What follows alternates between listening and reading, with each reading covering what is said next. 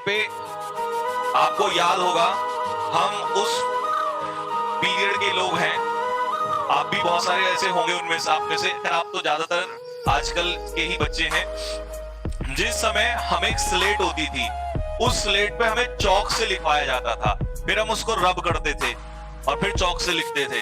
और उसके अलावा एक वो होती थी, हाँ, वो वुडन, वो स्ट्रक्चर जो क्या कहते हैं उसको, मेरे को नाम ध्यान नहीं आ रहा उसका, समझिए ना, मैंने आपको स्ट्रक्चर बना के दिखा दिया, उस पे हम लिखते थे वो वाला, फिर उस पे उससे पता नहीं क्या क्या नहीं किया। और ये तो तुम्हारे अब स्टार्ट हो गए ये पेन, और हमारे टाइम पे अगर पेन भी ले लेते थे ना हम, तो पिटाई अलग से होती थी, बोला पेन से लिखने लायक हो गए तुम लोग अभी।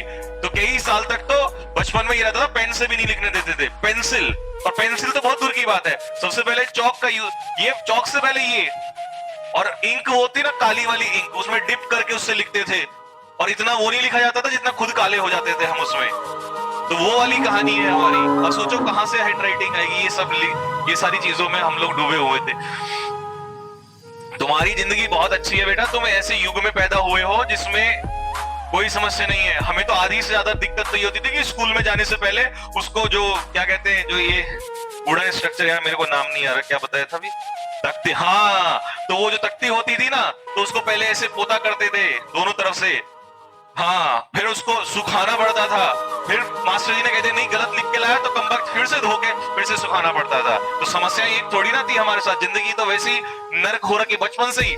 जो 2000 से पहले का जिसका जन्म है ना, उसकी जिंदगी पहले से ही नर्क में है। तुम तो बहुत सही टाइम के लोग हो, 2000 के आसपास के हो, लेकिन फिर तुम एयरफोर्स वाले नहीं हो।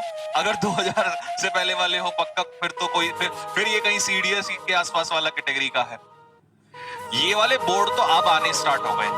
हमारे साथ तो समस्या इतनी सारी थी कि वो चौक होती थी ना, मास्टर जी ऐसे होते थे, चल बे हो नाले, चल इसको मिटा जरा, और उसको मिटाने के लिए बच्चा छोटा सा उस पर लटक रहा, लटके हुए, भाई वो पूरा अपने अंदर चौक में हो जाता है। घर पे जाओ तो पिटाई वैसे खानी पड़े, कहां से आया ऐसा होके।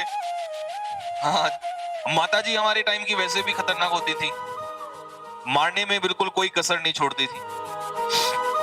मास्टर जी अपना बैठे हुए हैं शांति से, और बच्चों से काम कराया जा रहा है। पुरानी बातें याद हैं सर के, याद नहीं होगा क्या? क्यों याद नहीं होगा भाई?